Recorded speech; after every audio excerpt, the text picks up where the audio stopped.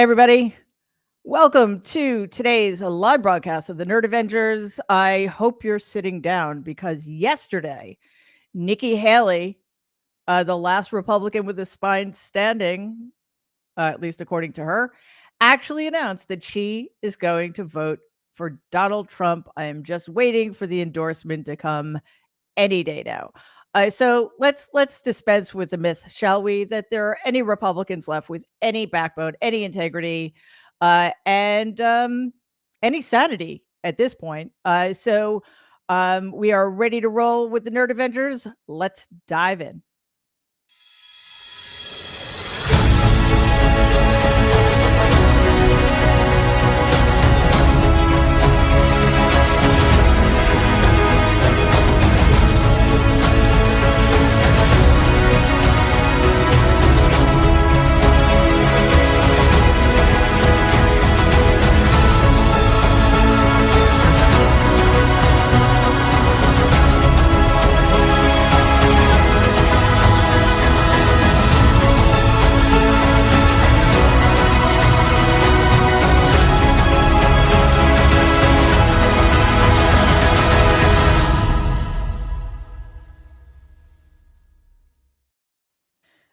That music makes That's epic.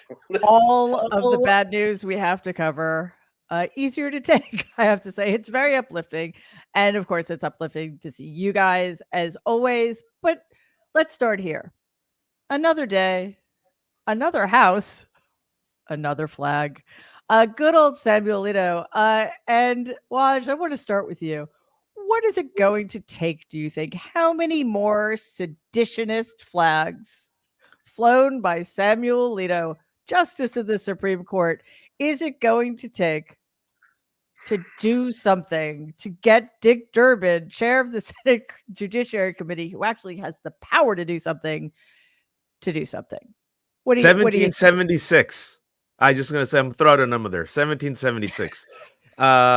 This is the Appeal to Heaven flag. A very important for people to mention this because I don't see that much coverage on it. A white Christian nationalist flag. And where have we seen it before? There you go. Yeah, we have seen it before at the January 6th violent insurrection. Mm-hmm. And we also remember, folks, just this week, there was news that in his Virginia home, his wife, because Alito threw his wife under the bus, Republicans love doing that, she had a spat with a neighbor. And like all of us, when we have spats with our neighbors, we just wake up and we're like, you know what I'm going to do to get back at my neighbor?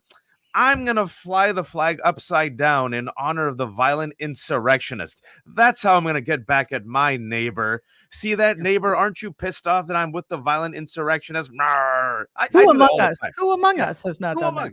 So, I mean, this is huge because this was in his, I believe, vacation home in Jersey.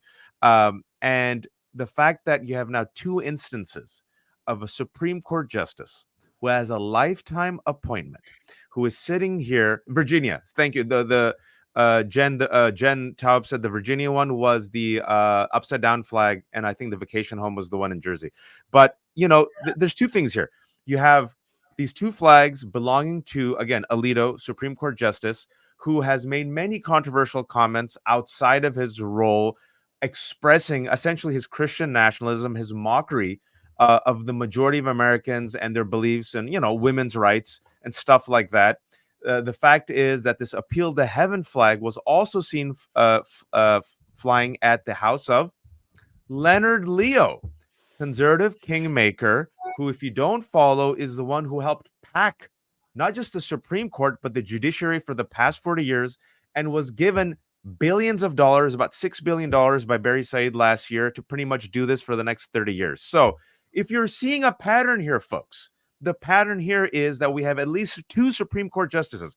Of the 9, I'm not that good at math, but 2 of the 9, Justice Thomas, Justice Alito, who are sympathetic to the failed violent insurrectionists who tried to overthrow election. And just as a reminder, Mary, Justice Thomas's wife, Ginny Thomas, we have text messages that she sent to Mark Meadows telling him to hold the line, promoting these conspiracy theories. And what I've been tweeting about the last 2 days with some a small type of anger, I don't try to get too angry, is last time I checked, Mary, Democrats have a slim majority in the Senate. And Dick Durbin went out yesterday. This was before the flag came out, the second flag, and said, well, we don't think, we should do anything right now. We don't think we have enough. And I want to just remind people, there's the legal court. Jen knows this. I know this. We all know this. But there's also the court of public opinion.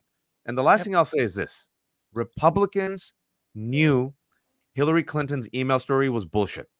They ran with it. Kevin McCarthy later admitted that the only reason they did it was to hurt her right before the election. Did it hurt her? Yes. They knew Emailgate was bullshit. They knew, Bill Clinton and Monica Lewinsky. Did it hurt the Democrats in 2000? Did it hurt Al Gore? It did. So I'm sitting here thinking to myself, if you have so much ammunition and you have a slim majority, for the love of God, investigation, hearing, because at the very least, Mary, it would put it in the news.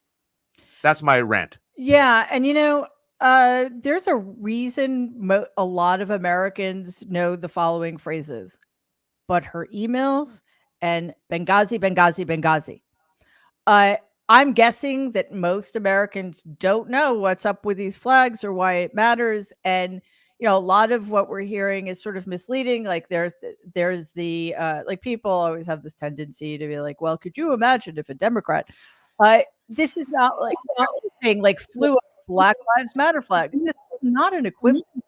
The Black Lives Matter is an activist organization that's against racism in America. They're not trying to overthrow the American government. It's akin to flying a Confederate flag or a swastika in my view. I mean, that's what I think. So Jen Rubin, it's like Waj is absolutely correct here. The only way for people to understand the depths of the depravity on this right-wing Christian nationalist activist illegitimate supermajority is to hold hearings. The media is not going to do it. I mean, props, I guess, the New York Times for putting on the front page. That's great. And there are probably more flags and more houses to come. But what is the argument for not having hearings at this point?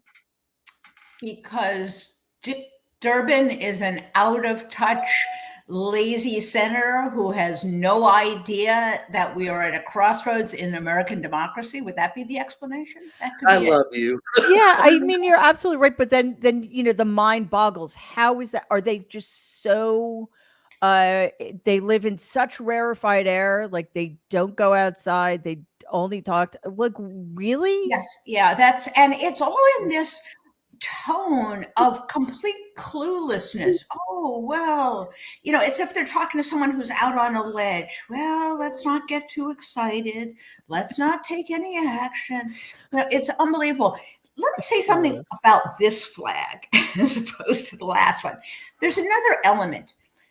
Alito is a Christian nationalist. And that means that every opinion that he has, including Dobbs, which is based upon a Christian nationalist mindset, that a certain brand of Christianity that includes the notion that, human life, personhood begins at conception, is the only way to interpret the Constitution, means it is not only a matter of one kind of case, it's all cases.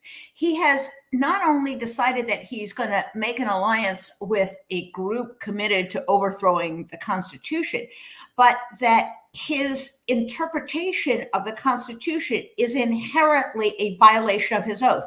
This is what we had with Speaker Johnson. When he says the Bible is my guide as opposed to the Constitution, he is in violation of his oath. And the same is with Alito. And I think if you pressed hard enough, or even really didn't press hard enough, you just gave him a truth serum, you would get the same kind of answer from Thomas, maybe from Gorsuch. And that is Barrett, for sure. Illegitimate. I put a pin in Barrett because I think she's nuts on some issues, but it's a more limited kind of nuts. And I hold out some hope on some other institutional issues, but your point is well taken. So it is not simply that, oh, he did a bad thing. It's that he's incapable of committing to himself and fulfilling his oath of office, which requires that you not take sides, that you uphold the Constitution, and that you not substitute your religious views for constitutional interpretation. Think of it this way. If he were up for confirmation now, would he ever be confirmable? And if the answer is no, then he should be booted out. And just lied again. And it is not only a crisis, by the way, for Mr. Durbin, but for Chuck Schumer. Where is he? Mm-hmm. Where is the rest of the Senate? And by the way, for the Chief Justice, because he has allowed this stuff. He has countenanced this. Silence is assent. He is either so incompetent and disrespected, or he simply doesn't care. And so what is the ultimate alternative to this?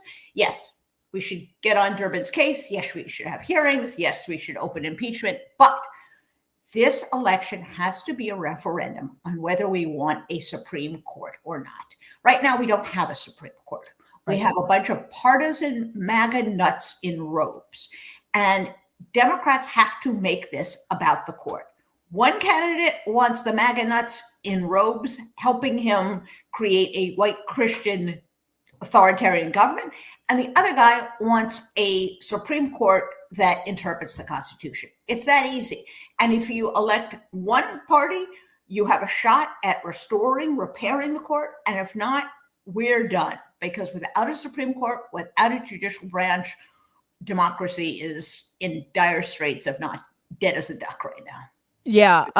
And actually, let me just let Allie, it's so great to see you. Welcome. It's been a while. Yeah, it has. How are you guys? Well, not great.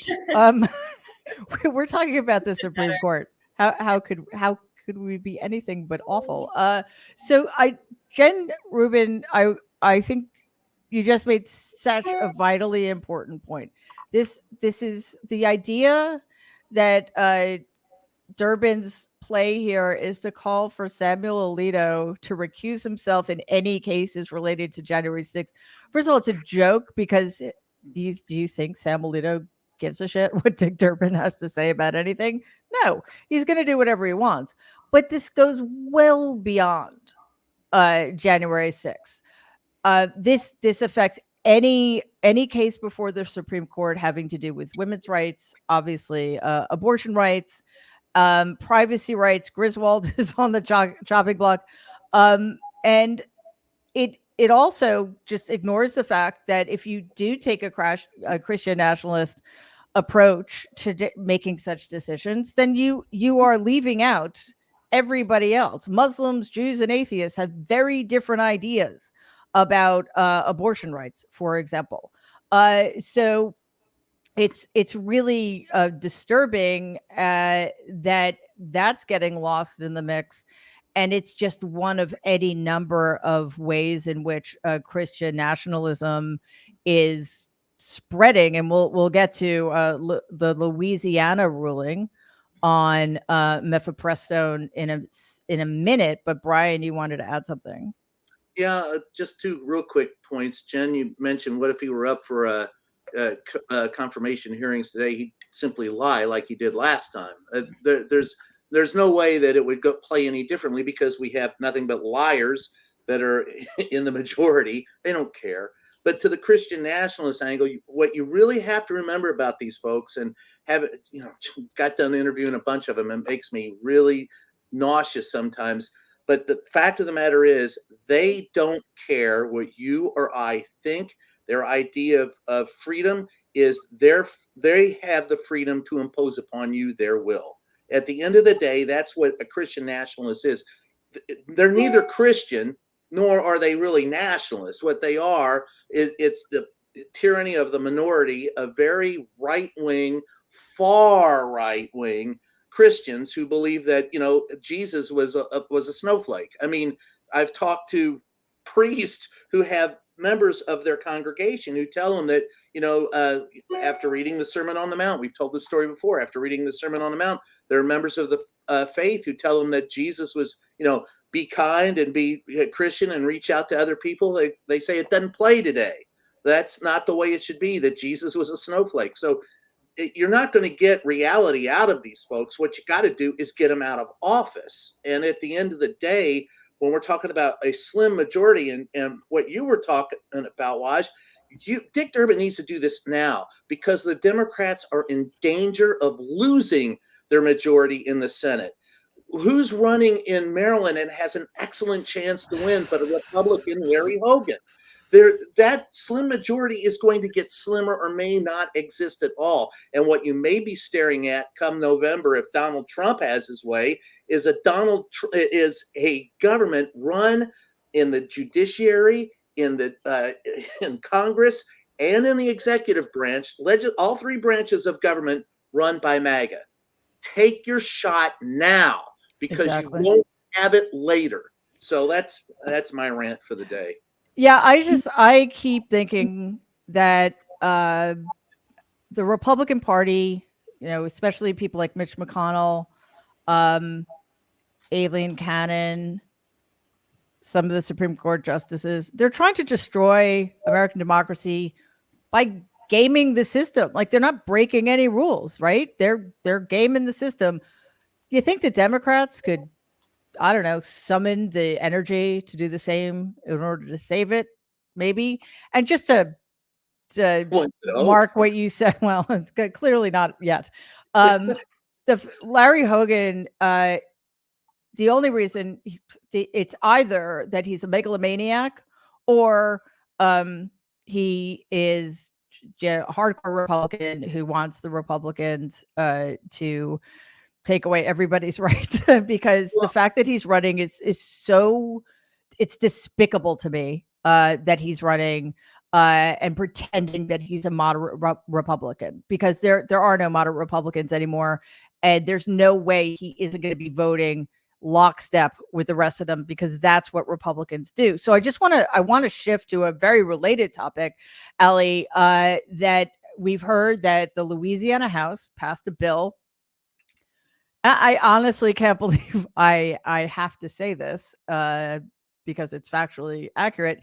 A bill that makes an abortion drug, at least one of them, mifepristone, I believe, a dangerous controlled substance, which like Oxycontin, like I don't know, I'm not really well versed in my opioids, but fentanyl or what have you, which is insane and dangerous, because that means that women who need that, who can't get actual abortions, medical abortions anymore, wrong word, actual abortions, won't have access to this medication. And we're waiting for the Louisiana Senate and the governor. I'm pretty sure that we know how that's going to go, unless there's some veto. Unless there's a veto proof. Wait, I'm sorry. Does Louisiana have a Republican governor now?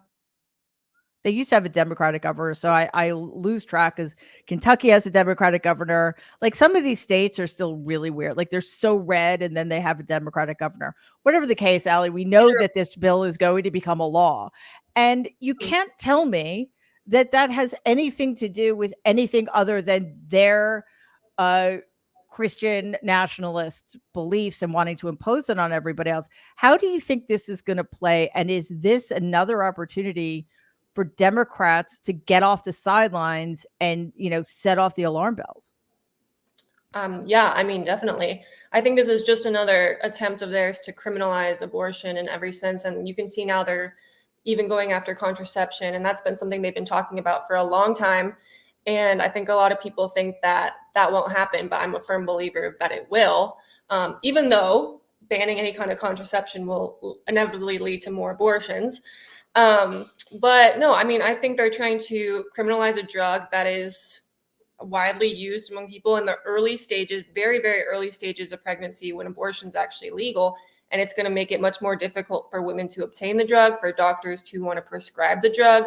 I mean, this is what it all comes down to, is like scaring doctors and scaring providers into providing the care that they need to provide. And so, unfortunately, this is just going to be another hurdle for women to have to get over. And Louisiana and these southern states, I mean, it's terrible what's happening. It's like there's no safe zone for people in the South anymore. Florida has a 6-week ban, and that was the last sanctuary state, I guess. And so there's really nowhere for them to go. And I'm just telling all my friends, don't move to Florida, move north, because it's not a safe place for women to live anymore.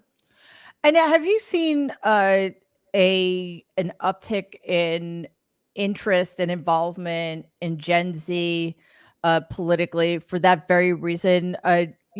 Young women now who are graduating from college or graduate school are needing to make decisions based on where they can move safely or whether or not they can move somewhere with their boyfriend or their girlfriend because of that very issue. And I'm just wondering if you have noticed a more involvement and I don't know, rage because the women in that generation are paying attention in a way they may not have before.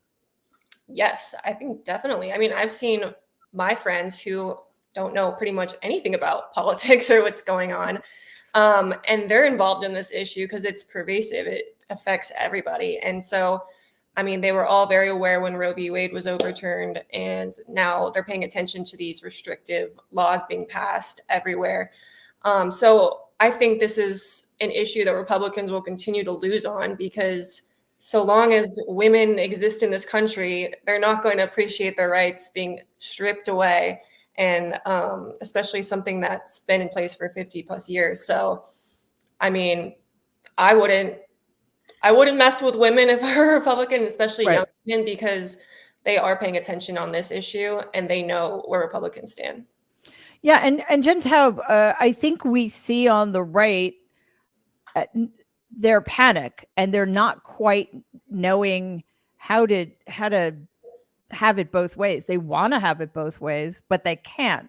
So, for example, we see Donald Trump saying he's going to leave everything up to the states, which is a lie, because the base won't stand for that, and saying that, yeah, absolutely, the no abortion drugs are bad and contraception is bad, and then allegedly changing his mind. In other words, lying about what he said in the first place. So I think we need to look at this two ways. How do the Democrats capitalize, and how do we use Republican hypocrisy to highlight just how horrific this issue will be under a Republican presidency, and certainly if Republicans get control of the Senate and or the House? This is such a central issue on every front, and I think Democrats need to focus on reproductive freedom as being a bellwether for all other kinds of freedom. Democrats are the party of freedom, and Republicans want to take our freedom away. And for me, the right to decide if, when, and how to have a family is an economic issue. It's also a religious freedom issue. And I just, I think it's so critical, especially now when Republicans are going after contraception, that we make sure that they don't get, that people who are against reproductive freedom and against abortion don't get to say that is, the only possible interpretation. And I just want to bring up, as a Jewish person, this lawsuit that was brought in Indiana under Indiana law. I think we've talked about it before, but this is brought by a group of people called Hoosiers for Choice. And they're challenging an Indiana law that was signed into law that would basically ban almost all abortion. And right now, the appellate court, applying the Indiana state religious freedom law, similar to the federal one, is actually putting in place, allowing the case to continue. But there's an injunction in place saying that if your sincere religious beliefs say you need an abortion, you can have one. And I just want to make clear for people who don't know this, that Jewish teaching, we're taught that a fetus only takes on the status of a living person at birth. Now, of course, that doesn't mean, everyone makes a choice, but it may be a necessary choice to have an abortion to save the life and health of the mother. And in fact, Jewish law stresses that you have to protect the life and physical and mental health of the mother. So that is core to my teaching. And I'm glad that a court is recognizing this. And we must not allow one extremist religious faction in this country to hijack our legal system, which is supposed to be about the separation of church and state. We're not supposed to have a theocracy here. And we also have to recognize religious pluralism. That's what's supposed to make America great. And then separately, of course, it's just this, the reality is this is happening, and we know it in emergency rooms everywhere. We're hearing story after story of women who actually have a dead fetus in their body, and they're sent home until they get to the point where they go septic or the woman is about to die before they will actually do a D&C. This is outrageous, and this is why Jewish teaching makes a lot of sense. You've got to sometimes make these hard decisions, and this is the decision, and it's outrageous to me that we are letting this religious minority put women's health, life, and mental health and future reproduction choices at risk. Well, it's a very intentionally engineered minority that is supported by 100% of elected Republicans who have the majority in the House. And again, Democrats have a very slim majority, and you would be hard pressed to say that Joe Manchin is a Democrat or that what's her name in Arizona is a Democrat. So there's only so much we can do, but I think the unwillingness to challenge the Supreme Court is shocking. It's shocking to me, given how out of step they are with mainstream Americans, and in this issue in particular. Brian, I want to wrap this issue up, but Brian, you've been chatting, putting in the chat about how obviously classist and misogynistic this is, and how I just want to take a step back for a second. I'm sure you all have this experience on occasion, but every once in a while, it doesn't happen as much as it did in 2017 when I was constantly shell shocked. But every once in a while, I take a step back and I think, it's 50-50. How is that possible? Yes. I mean, this issue alone, Brian, Yes. should be game over, right? No kidding. I mean, first of all, rich white men are determining what's going to happen with a woman's body. Give me a break.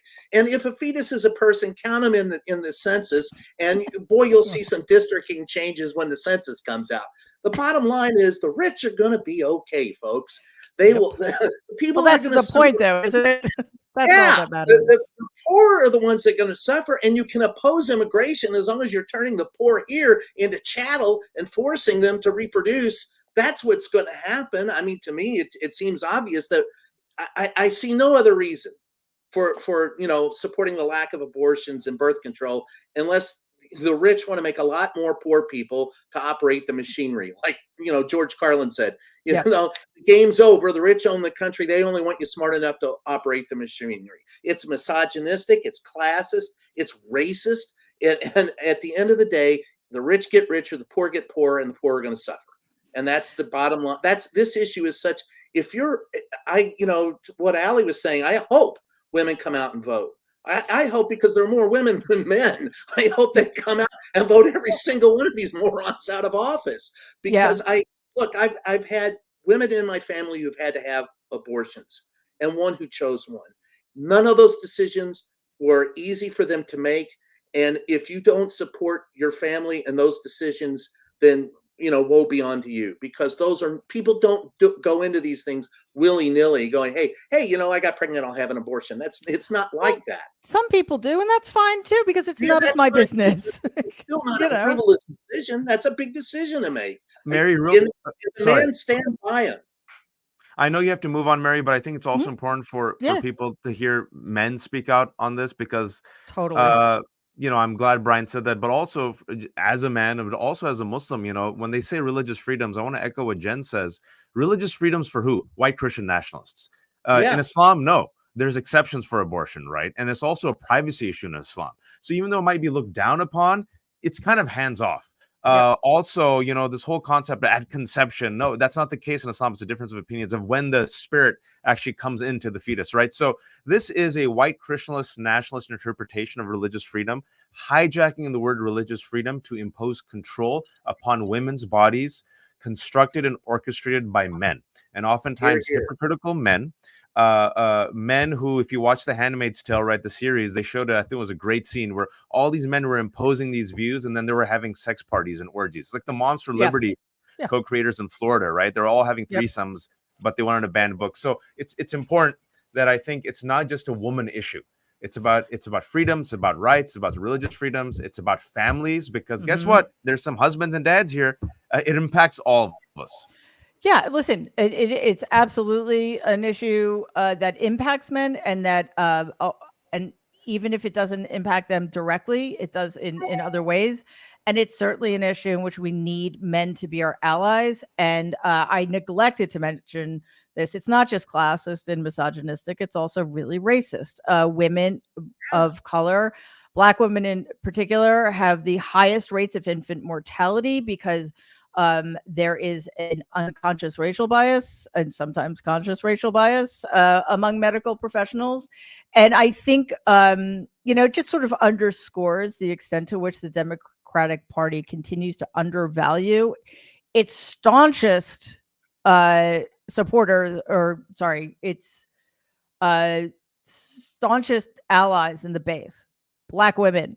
I mean, come on, guys. You cannot keep asking people to postpone their ability to fully participate in democracy for another 4 years. I mean, as our buddy Kyle pointed out, Angela Alsobrooks beat in Maryland in the Democratic primary for Senate, beat a really rich white guy who self-funded and spent like some obscene amount of money, $50 million in the primary. And she won because she was a better candidate, and people can see through the facade of the rich white man coming in to buy himself a Senate seat.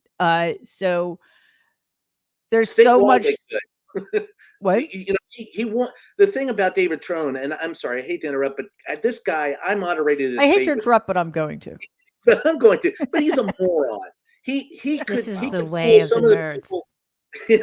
He could fool some of the people in Western Maryland that he was of poor. He was brought up on a farm when he was, and he grew up in Bethesda.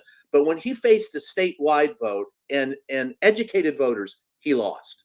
He lost to Jamie Raskin. He lost when he won in the western part of Maryland. It was because most of those people voted for him, and the small part of the district that was in Montgomery County didn't vote for him.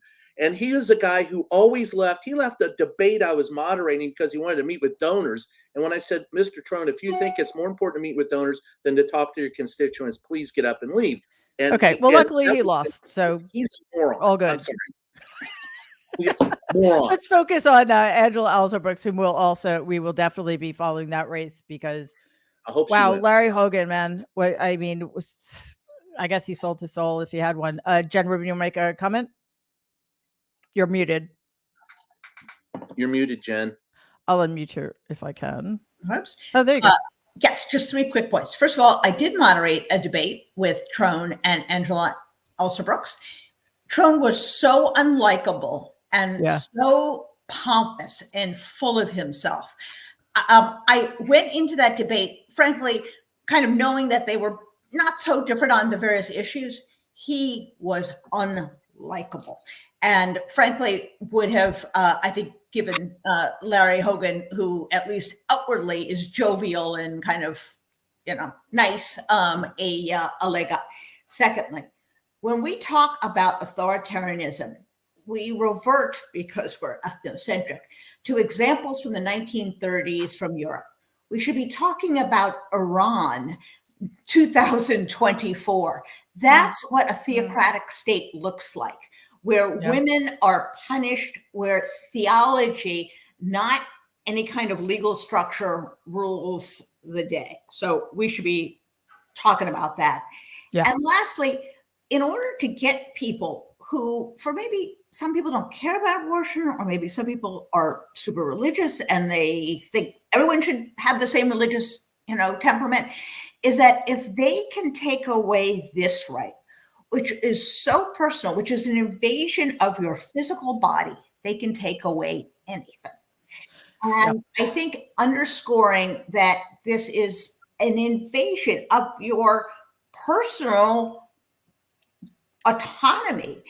They can do this. They can take away your religion. They can take away your earning power. They can take away your ability to live where you want and to go to school where you want. That this is so fundamental that we have to make an argument to a wider population that, and who does this very well is the vice president. It's about freedom. It's about, are you going to let these busybody totalitarians run your life? Because that's what they're talking about. You're talking about Alito, Mr. Flag waving white Christian nationalist. Do you want him to be running your life, or do you want you to be running your life? And your doctor, maybe. I want Mrs. Alito running my life. Wow. I think that might actually be worse, but Love you, Jen. let's just call it even. But it's shocking to me still that there is no coherent messaging on this issue and hearings and after hearings, because we talk about this a lot, not mentioning things, not informing people about them is a way of normalizing them. There have been no hearings about the hundreds of thousands of Americans who died from COVID because of the Trump administration's malfeasance, for example. So anyway, there's a little bit of breaking news. So for those of you who want to know more about a future under Republicans will look like, there's an outbreak of leprosy in Florida. So just imagine what will happen if they stop letting people get vaccinated for anything. So we'll have measles. I'm not even touching that line. We'll have smallpox. And we'll have It's just biblical. You don't think God has a sense of humor. That's right. He does. wow. Yeah. So so that's fun. Have frogs started falling yet, or is that next week? I'd rather have frogs falling on me than get Like leprosy, locusts are but next. that's me. I don't know. And now, sadly for us, this is also a Supreme Court announcement day. They hand down some of their decisions, not all of them. I want you, guess if you can, which decision they did not hand down today. Ooh, Yes. the one. Yes. Immunity, because it's so important. It is so important, Jen Taub, this immunity issue, that they need more time, even though Such a tough decision, really. isn't it really like, let me think. Should the president of the United States be able to assassinate his political rivals just because? So is that a rhetorical question? Because I think the answer should be absolutely no, not. it's not a rhetorical question at this Okay. point, because clearly I was absolutely, it's working. The right strategy of erasing American history, it's working, because I thought, silly me, that we fought the revolution to get away from monarchy and absolute rulership. I'm such an idiot. Clearly. On the other side of the road. Oh, ironic. I see. It's pretty ironic that Trump is arguing that he should be able to assassinate political opponents, and then he's complaining that Biden tried to assassinate him at Mar-a-Lago. Oh my God, Allie, that's so funny. I totally forgot about that. Can you, just quickly before we get back to the Supreme Court, can you fill us in on what that was about? Because if you step back from the tragedy and the danger, it's actually kind of hysterical. Oh yeah, you mean the Mar-a-Lago? Yeah. So the FBI assassination squad. Yeah, I mean, it's just another like narrative that they've conjured up, I guess, that Trump was almost killed when the FBI raided his home and stole his whatever. I don't even know, but he wasn't at Mar-a-Lago. The FBI was very peaceful. They weren't even dressed in their uniforms, so it's ridiculous.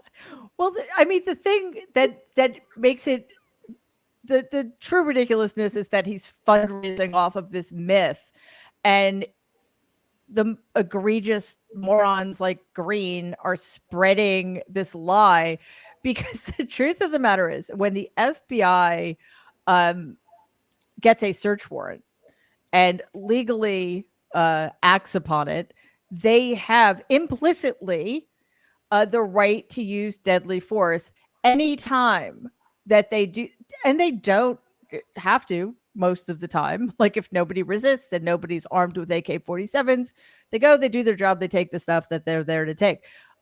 So under that rule, they also, Joe Biden, as I've seen people saying on Twitter, I think our friend Asha Ragappa is like, so apparently Joe Biden tried to have the FBI assassinate him too, because they also searched his house under the same rule. I mean, That's why they want to get rid of the DOJ. They're totally incompetent. They can't do their job. Look at that. Nothing.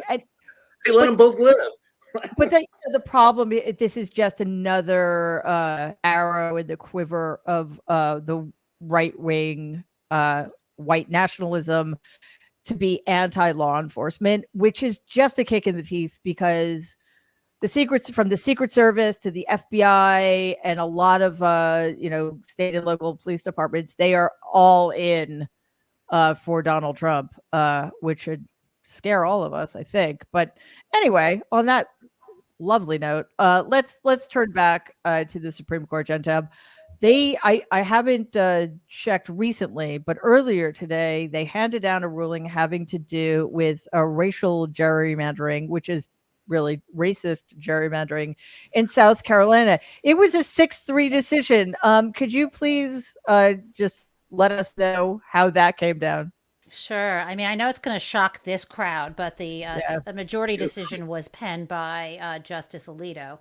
And that's all it takes to ruin my day, really. And the dissent was written by Justice Elena Kagan, signed on by Justice Sonia Sotomayor and Justice Ketanji Brown Jackson. And in a nutshell, the majority decision is utter bullshit. And let me just say, before I get to the essence of it, I mean, it was a seething dissent in that Kagan was like, oh, look at this. We already decided this decision. But last time, when you look at like the majority decision in this case, that used to be a dissent. In other words, the court basically overturned precedent to decide this. So the bottom line is this. There are two categories of gerrymandering. And I think they're both bad, but one's unlawful and one is awful but lawful. Okay, so what's legal, shockingly, is for a party in power to redraw district lines, congressional district lines, to give themselves an advantage in terms of getting Senate and House seats. Okay, that's not subject to review. If they're just saying, okay, we're going to decide where to draw the lines based on voting records, who voted R, who voted D, etc. What is subject to constitutional review, however, if those lines are drawn to discriminate based on race, in other words, to keep Black voters from having a majority in any district, you draw the line so that there's no majority there. Now, shockingly, okay, the positive thing was the federal district court below in South Carolina, the 3-judge panel said, look, the situation here is that we don't think this is kosher. We think this is an unlawful gerrymandering. The Supreme Court said, no, you made a mistake. And believe it or not, what Alito was saying is, if it's a mixture, if there's a little, partisan gerrymandering, and maybe they looked at race, that's not enough. And Kagan says, wait a second, the fact finders below made clear that the guys drawing these lines weren't just looking at voting records. They actually looked at populations. Where did Black people live? And so this is really about disenfranchisement of voters. It's not just about using, if you're a Dem, we're using, if you're Black, we're just using that as a proxy to say how you voted. This is, should be unlawful. It used to be unlawful, and now we have these 6 justices, overturning the law. And what's really critical, if you don't like all that like legal stuff, let's talk about people. It's Nancy Mace. That's who they're trying to save her ability to be reelected. Crazy Nancy Mace. That's my summation. It's an excellent summation. That's a hell of a summation How do we right there. get out of bed in the morning? I sometimes wonder. Well, okay. Can I give yeah. a Cliff's Notes of Watch why? and then watch and even, then Brian. because Jen is much smarter than me, so I'm gonna dumbify it. And it takes me back. I've oftentimes said that this GOP wants to take this country back to 1953, before Brown versus Board of Education. And in this particular case, you don't have to be, or maybe even 1863. My bad. Arizona wants to take us back to 1863. There you go. This case, the way Alito wrote it, it makes it almost impossible, based on what Jen said, for anyone to pretty much bring up a racial gerrymandering case, right? So essentially, he is gutting the equal protection clause, right? So he's giving the roadmap for future Republicans to gerrymander and to pretty much quote unquote dilute districts based upon race, which means to disenfranchise Black voters. And Alito now gave him the legal language to do that by weakening the equal protection clause. And another concurrence that is in this, which is kind of amazing, is Clarence Thomas, in his concurrence, critiques Brown versus Board Education just after the 7th anniversary and suggests that the court significantly overstepped its constitutional authority in ending Jim Crow. Clarence Thomas did this in the concurrence. Yeah. And so this is like Clarence Thomas is the Nikki Haley of Vivek Ramaswamy's. Okay. Sorry. You need to repeat that because my brain just short-circuited. So Mark Joseph Stern, who follows this, he's tweeting this, and I'm reading him right now. He says his concurrence, Justice Thomas's concurrence, takes aim at Brown versus Board of Education, faulting the Supreme Court for taking a quote boundless view of equitable remedies through quote extravagant uses of judicial power to end racial segregation in the 50s and 60s. So again, folks, you've been paying attention. We've always been joking about this kind of like dark humor because they went against, Roe v. Wade. It's not an enumerated right. They're going against contraceptives. For some strange reason, he's never talked about Loving v. Virginia, which, allowed. Weird. Interesting. But now he is taking aim at Brown. Where do you think this goes, folks? Where's it coming from? The biggest thing is, where's it coming from? Because this is, if you look and read their concurrent, the opinion of the concurrence, and granted, I haven't read through all of it, but some of the words in this is straight out of the Heritage Foundation's Project 2025, lifted directly from it. And a reminder, Wad, you brought it up a couple of shows ago. Don't take our word for it. Read the damn thing. The U.S. government established a merit-based system of selecting government officials with the Pendleton Act in 1883, and that came after James Garfield was assassinated from a disgruntled worker. So merit-based has kept the government running. To get rid of so-called the deep state, they want to get rid of merit-based pay and put patronage back in. That's not getting rid of the deep state. That's owning the deep state. That's what they want to do. And they're doing everything that they say that they're doing for freedom, starting with the Supreme Court, going with the legislation, going with the executive branch, is to destroy freedom. Read that damn thing, because Waj, I read up on it after you brought it up. I had only glanced at it, but these opinions and the concurrence are lifted directly from the marching orders of the Heritage Foundation's Project 2025. Folks, they're telling you what they're going to do, and they're not playing. They really are, Jen Rubin. I mean, it's just, and this, I think, is a lesson they've learned from Donald. You push the envelope a little bit, see if it flies. And it does, because nobody's paying attention or nobody cares or everybody's going to give you a pass. And the next thing you know, we're talking about, well, yeah, what everybody just, seriously, my brain is scrambled. So Jen Rubin, please. Yeah, it's like We had Justice Alito say, I'm going to figure out a way again around the Voting Rights Act. And Thomas says, hold my beer. I'm going to figure out a way around the 14th Amendment.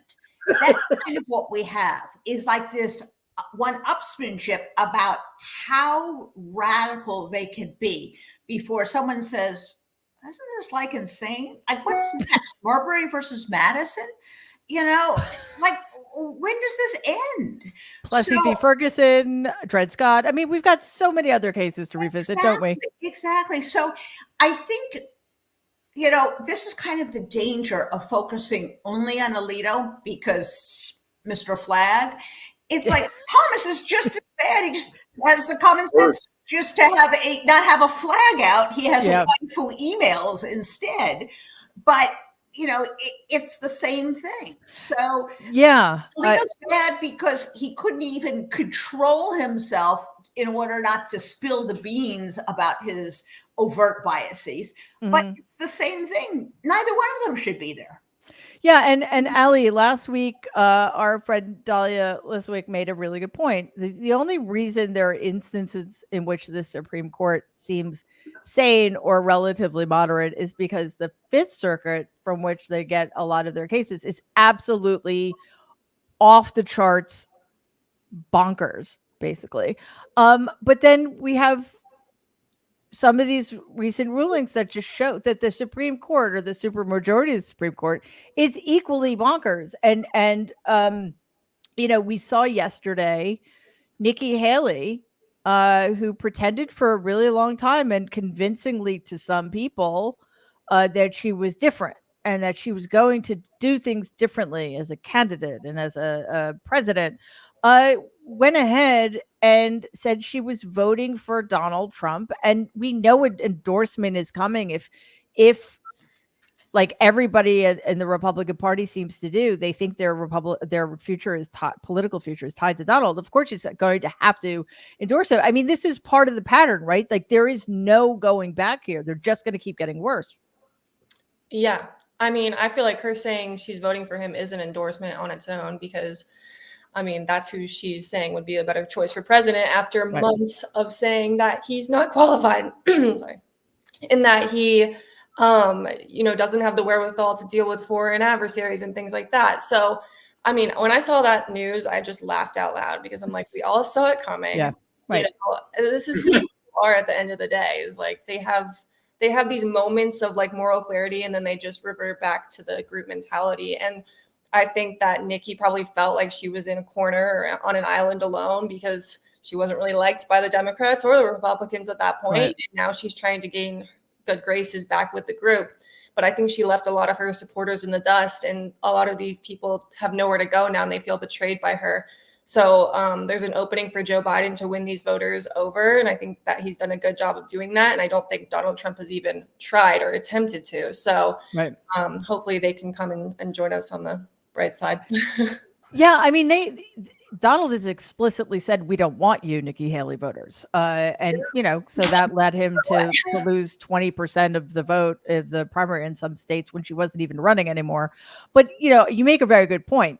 Saying you're going to vote for somebody is equal to an endorsement, just like Cardi B, for example, saying you're not going to vote for somebody is also much more significant than just not voting for them. You're taking a stand here. And, you know, Ali, you're a little bit more familiar with people who would be Haley voters having, you know, just more experience in that milieu. So I guess one thing that continues just to mystify me is, why doesn't the hypocrisy seem to matter? And you know, because I think we try to make that argument, they're hypocrites, they're liars, and it doesn't stick because just nobody seems to care. What's up with that? And what do we do about it, if anything? Yeah. I mean, God, I don't know. My dad is a Haley supporter. And so he supported her in the primary, and he told me he would never vote for Donald Trump again. He's just kind of over him. Yeah. So I was very pleased to hear that, but he's not super enthusiastic about Biden still. So I think we have a lot of work to do on that front. All those people that kind of feel dejected or like they're not going to maybe vote at all. He said he might just stay home, which is really shocking to me. So Hmm. I think there's a lot of people out there like him, and I don't really know. I mean, that's the golden question: is how do we get these people to, you know, leave this fascist, hypocritical group and come vote for Biden?